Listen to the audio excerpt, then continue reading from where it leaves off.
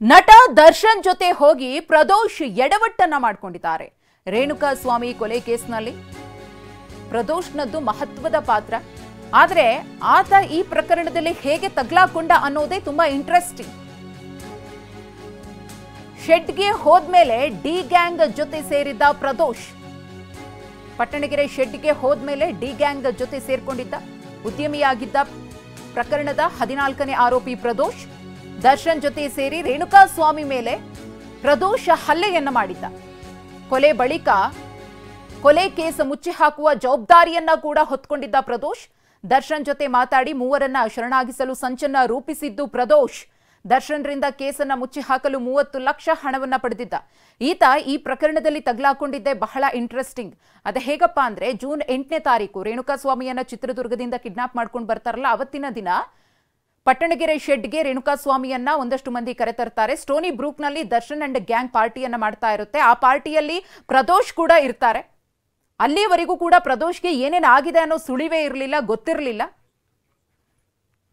ಅದೇ ಪಾರ್ಟಿಯಲ್ಲಿ ಚಿಕ್ಕಣ್ಣ ಕೂಡ ಇರ್ತಾರೆ. ಚಿಕ್ಕಣ್ಣ ಬಚಾವ್ ಆಗ್ತಾರೆ, ತಮ್ಮ ಕೆಲಸ ಇದೆ ಅಂತ ಮನೆಗೆ ಹೋಗ್ತಾರೆ. ಆದ್ರೆ ಪಟ್ಟಣಗೆರೆ ಶೆಡ್ಗೆ ದರ್ಶನ್ ಹೋಗ್ಬೇಕಿದ್ರೆ ನಾನು ಬರ್ತೀನಿ ಬಾಸ್ ಅಂತ ಹೇಳಿ ಪ್ರದೋಷ್ ಕಾರನ್ನ ಹತ್ತಾರೆ.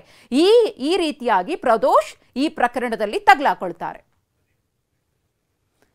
ಈ ಕುರಿತು ಮತ್ತಷ್ಟು ಮಾಹಿತಿಯನ್ನ ಕೊಡೋದಕ್ಕೆ ನಮ್ಮ ಪ್ರತಿನಿಧಿ ಪ್ರದೀಪ್ ಇದೀಗ ನೇರ ಸಂಪರ್ಕದಲ್ಲಿದ್ದಾರೆ. ಪ್ರದೀಪ್, ರೇಣುಕಾ ಸ್ವಾಮಿ ಕೊಲೆ ಪ್ರಕರಣದ 14ನೇ ಆರೋಪಿ ಪ್ರದೋಷ್ ಬಗ್ಗೆ ತನಿಖೆಯ ವೇಳೆ ಇಂಟ್ರೆಸ್ಟಿಂಗ್ ವಿಚಾರ ಬಯಲಾಗಿದೆ. ತನ್ನ ಪಾಡಿಗೆ ತಾನು ಇದ್ದಿದ್ರೆ, ತನ್ನ ಕೆಲಸ ಅಂತ ಹೇಳಿ ದರ್ಶನ್ ಸಹವಾಸ ಬಿಟ್ಟು ಅವತ್ತು ಸ್ಟೋನಿ ಬ್ರೂಕ್ನಿಂದ ಹೋಗಿದ್ದಿದ್ರೆ ಇವತ್ತು ಈ ಪ್ರಕರಣದಲ್ಲಿ ಆತ ಇರ್ತಿರ್ಲಿಲ್ಲ.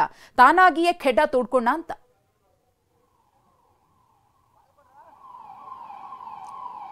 ಖಂಡಿತ ಮಧುಶ್ರೀ, ಏನು ರೇಣುಕಾಸ್ವಾಮಿ ಹತ್ಯೆ ಪ್ರಕರಣದಲ್ಲಿ ಆರೋಪಿ 14 ಆಗಿರುವಂತಹ ಪ್ರದೋಷ್ ಏನಿದ್ದಾನೆ, ಈತ ಈ ಒಂದು ಪ್ರಕರಣದಲ್ಲಿ ಒಂದು ಆಕಸ್ಮಿಕವಾಗಿಯೇ ತಗ್ಲಾಕೊಂಡಿದ್ದಾನೆ ಅಂತ ಹೇಳ್ಬೋದು. ಯಾಕಂತ ಹೇಳಿದ್ರೆ ಜೂನ್ 8ನೇ ತಾರೀಕು ಏನು ರೇಣುಕಾಸ್ವಾಮಿಯನ್ನ ಕರ್ಕೊಂಡ್ಬರ್ತಾರೆ ಚಿತ್ರದುರ್ಗದಿಂದ ಬೆಂಗಳೂರಿಗೆ. ಆದ ನಂತರ ದರ್ಶನ್ ಮತ್ತು ಚಿಕ್ಕಣ್ಣ, ಹಾಸ್ಯ ನಟ ಚಿಕ್ಕಣ್ಣ ಜೊತೆಗೆ ಪ್ರದೋಷ್ ಮತ್ತು ಇನ್ನೊಬ್ಬ ಸಿನಿಮಾ ನಟ ಸೇರಿದಂತೆ ಇನ್ನಿತರರು ಸ್ಟೋನಿ ಬ್ರೂಕ್ನಲ್ಲಿ ಪಾರ್ಟಿಯನ್ನ ಮಾಡ್ತಿರ್ತಾರೆ. ಈ ಪಾರ್ಟಿ ವೇಳೆ ರೇಣುಕಾಸ್ವಾಮಿ ಕರ್ಕೊಂಡು ಬಂದಿದ್ದೀವಿ ಅಂತ ಹೇಳಿ ದರ್ಶನ್ಗೆ ಮೆಸೇಜ್ ಬರುತ್ತೆ. ಈ ವೇಳೆ ಆ ಟೈಮ್ಗೆ ಆಲ್ಮೋಸ್ಟ್ ಪಾರ್ಟಿ ಕೂಡ ಮುಗ್ದಿರುತ್ತೆ. ಸೊ ಹೀಗಾಗಿ ಚಿಕ್ಕಣ್ಣ ನಾನು ಮನೆಗೆ ಹೋಗ್ತೀನಿ ಅಂತ ಹೇಳಿ ಹೊರಗಡೆ ಹೋಗ್ತಾರೆ, ಮನೆ ಕಡೆ ಹೋಗ್ತಾರೆ. ಹೀಗಾಗಿ ಚಿಕ್ಕಣ್ಣ ಈ ಒಂದು ಶೆಡ್ ಕಡೆ ಬರುವಂತಹ ಪ್ರಯತ್ನ ಮಾಡಿಲ್ಲ. ಹೀಗಾಗಿ ಈ ಒಂದು ಕೇಸ್ನಲ್ಲಿ ಅವರು ಬಚಾವಾಗಿದ್ದಾರೆ ಅಂತಾನೆ ಹೇಳ್ಬೋದು. ಆದ್ರೆ ಪ್ರದೋಷ್ ಏನಿದ್ದಾನೆ, ಈತ ನಾನು ಕೂಡ ನಿಮ್ ಜೊತೆ ಬರ್ತೀನಿ ಅಂತ ಹೇಳಿ ದರ್ಶನ್ ಜೊತೆ ಬೇಡ ಅಂದ್ರೂ ಕೂಡ ಶೆಡ್ ಬಳಿ ಹೋಗ್ತಾನೆ. ಈ ವೇಳೆ ಶೆಡ್ ನಲ್ಲಿ ಆದಂತಹ ಘಟನೆಗಳೇನಿದೆ, ಈ ಎಲ್ಲರೂ ಸೇರ್ಕೊಂಡು ರೇಣುಕಾಸ್ವಾಮಿಯನ್ನ ಹಲ್ಲೆ ಮಾಡ್ತಾರೆ. ತದನಂತರ ಆತ ಕೊನೆ ಉಸಿರೆಳಿತಾನೆ.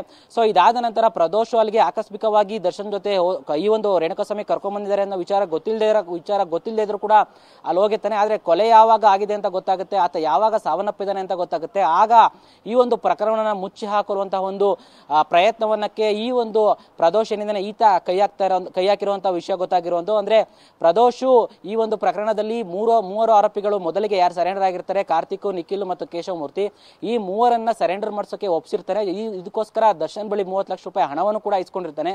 ಜೊತೆಗೆ ಈತನ ಕಾರ್ ಕೂಡ ಇದರಲ್ಲಿ ಬಳಕೆಯಾಗಿರುತ್ತೆ. ಅಂದ್ರೆ ಈತನ ಸ್ಕಾರ್ಪಿಯೋ ಕಾರ್ ಏನಿದೆ, ಈಗ ಒಂದು ಕಾರಿನಲ್ಲೇ ರೇಣುಕಾಸ್ವಾಮಿಯನ್ನ ಶವವನ್ನ ಸಾಗಿಸಿರುವಂತದ್ದು ಮೋರಿಗೆ ತೆಗೆದುಕೊಂಡು ಅಲ್ಲಿ ಇತರ ಆರೋಪಿಗಳಲ್ಲಿ ಎಸ್ತಿರುತ್ತಾರೆ. ಆದ್ರೆ ಇನ್ನೊಂದು ಕಾರ್ನಲ್ಲಿ ಹೋಗಿದ್ದಂತಹ ಪ್ರದೋಷ್ ಮತ್ತೆ ನಾಗರಾಜ್ ಆಗಿರ್ಬೋದು, ವಿನಯ್ ಆಗಿರ್ಬೋದು, ಇವರು ದೂರದಿಂದಲೇ ಅದನ್ನ ನೋಡಿ ವಾಪಸ್ ಬಂದಿರ್ತಾರೆ. ಸದ್ಯಕ್ಕೆ ಈ ಒಂದು ಪ್ರದೋಷು ಈ ಒಂದು ಆಕಸ್ಮಿಕವಾಗಿ ಇಲ್ಲಿ ಹೋಗಿದ್ರು ಕೂಡ, ಇಂಟೆನ್ಷನಲಿ ಹೋಗಿದ್ರು ಕೂಡ ಈ ಒಂದು ಪ್ರಕರಣಕ್ಕೆ ಕೊನೆಗೆ ಈ ಒಂದು ಪ್ರಕರಣದಲ್ಲಿ ಈ ಒಂದು ಕೇಸ್ನ ಮುಚ್ಚಿ ಹಾಕಲು ಈತ ಬಹಳಷ್ಟು ಶ್ರಮ ಪಟ್ಟಿದ್ದಾನೆ ಅನ್ನೋದು ಗೊತ್ತಾಗಿರುವಂತದ್ದು. ಮಧುಶ್ರೀ, ಧನ್ಯವಾದ ಪ್ರದೀಪ್, ತಮ್ಮ ಮಾಹಿತಿಗಾಗಿ.